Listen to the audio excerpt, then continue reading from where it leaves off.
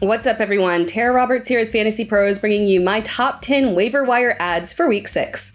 But before we get started, if you want a chance to win a signed Stephon Diggs Buffalo Bills jersey courtesy of our friends at Pristine Auction, you need to subscribe to the Fantasy Pros YouTube channel right now, comment below on this video, and that's it. We'll be announcing the winner right here on the channel, so make sure you turn on those notifications so you can be alerted when new episodes are up and to claim your prize.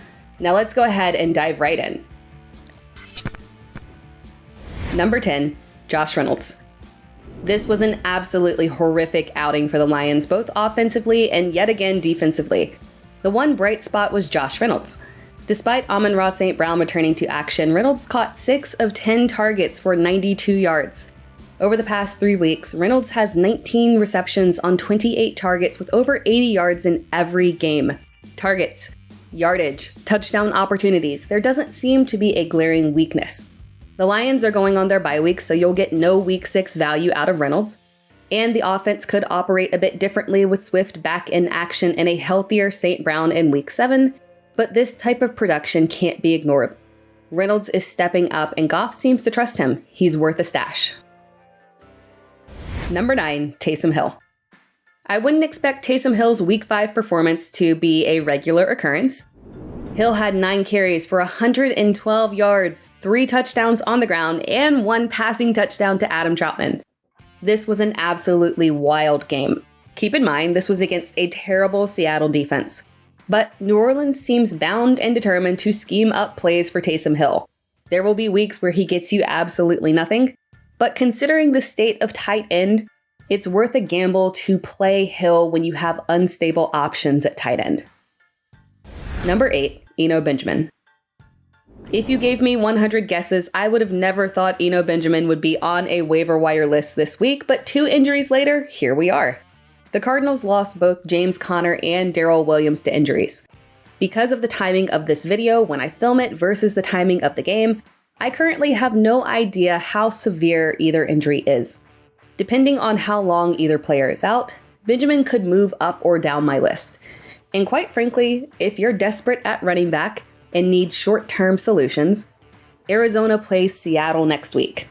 You absolutely want to target running backs against Seattle, so this could be an easy plug and play for Week 6. Benjamin had 8 carries for 25 yards and a touchdown, but did add 3 receptions for 28 yards. Seattle just gave up over 200 yards combined to Alvin Kamara and Taysom Hill. I would absolutely play Benjamin if Arizona's only healthy back is Eno Benjamin. Number 7, Rashad White. Rashad White has gone from handcuff to potential low-end flex value in deep leagues.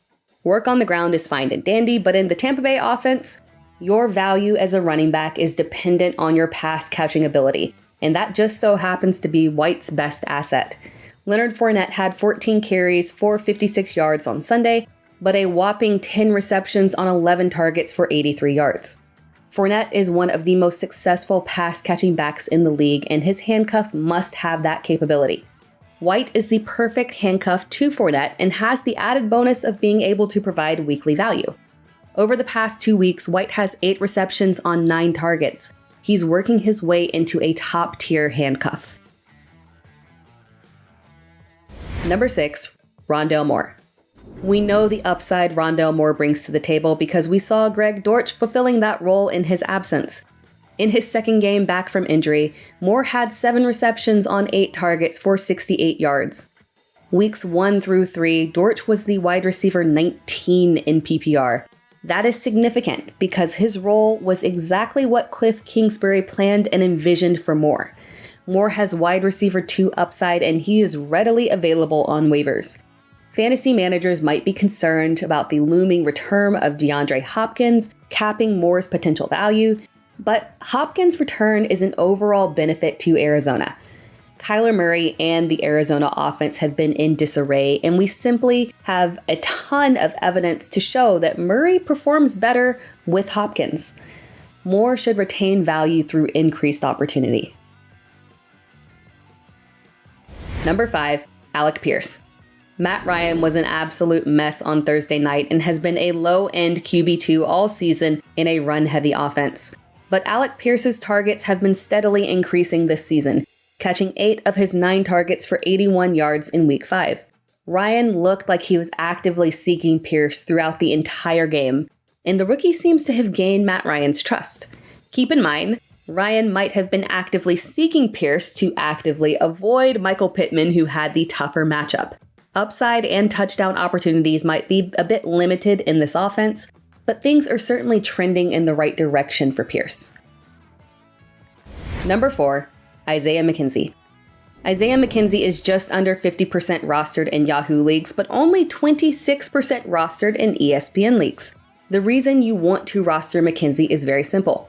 Josh Allen is an absolute menace, and any receiver in Buffalo's offense should be rostered. Allen had over 400 yards and 4 touchdowns in Sunday's game, with both Gabe Davis and Stephon Diggs catching over 100 yards.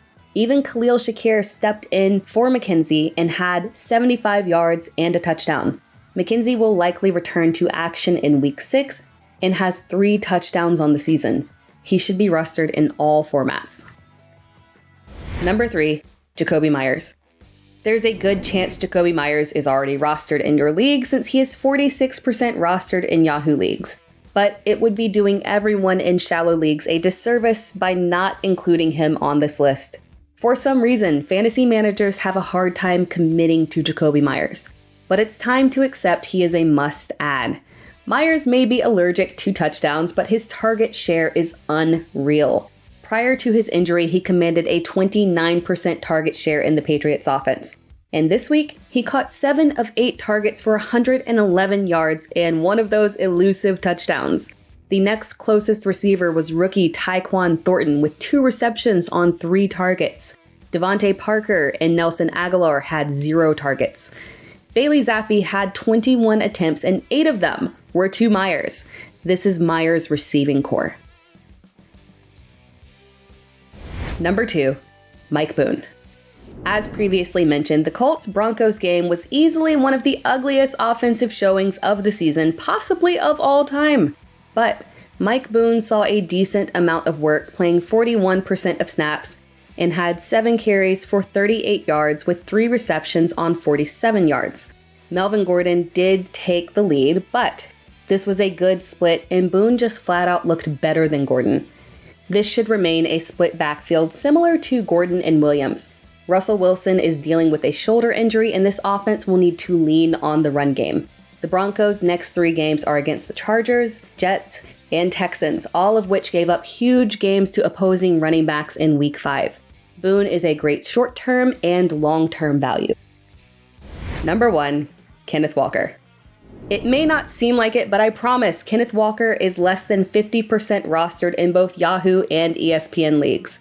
It doesn't feel like he should be less than 50% rostered because he was drafted in the vast majority of leagues. But with Rashad Penny having the backfield on lock, fantasy managers lost faith and abandoned ship. But Penny was carted off the field on Sunday with an ankle injury. I don't know the exact injury at the time of filming of this video, but Pete Carroll said the injury is serious. If Penny is out for any time, Walker is your top waiver priority. The Seattle offense has been one of the biggest surprises of the entire season.